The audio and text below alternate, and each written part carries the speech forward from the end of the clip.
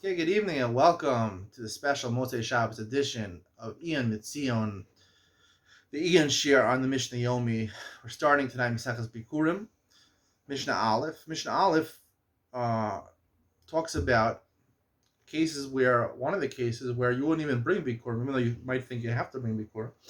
Because as Mishnah Beis explains, it says, Reishis Bikuri ad Masacha. It has to be ad Masacha. It has to grow the vine or the wheat or whatever the Zion medium have to grow exclusively in your field and not partially in someone else's field. So if you have a vine and one of the branches you put in your friend's field or a public field, so that's not the whole vine is judged as one unit, and part of it is growing in someone else's field. So you wouldn't bring bikurim even on things that grew in your field.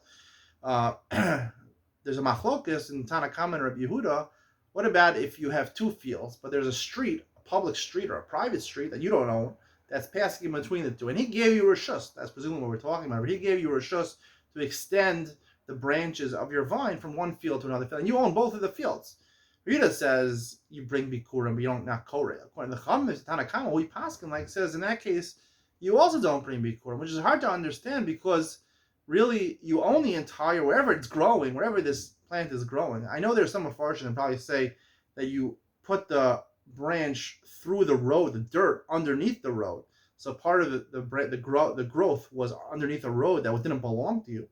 So maybe that's the explanation of it. But I don't think that's an explanation of it. I think that's not the explanation of it. The explanation is he gave you reshus, nonetheless, you're not chayav to bring bikurim. So the answer is why not? The question is why not? It seems the whole growth of this vine is growing in two separate fields. They both belong to you. So who cares? Everything belongs to you.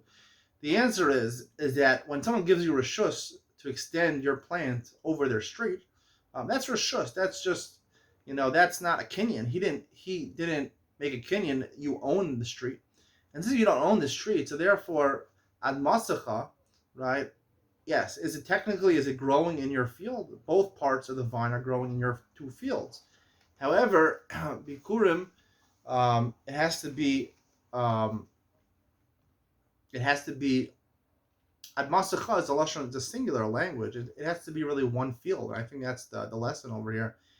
That since it's two separate fields, there's a Rosh Hashayachid or Sharabim, a public street or a private street that doesn't belong to you, intersecting between the two fields. So it's not called. It might be called in total. It's called your land. However, it's not a masacha. It has to be grown from one parcel of land.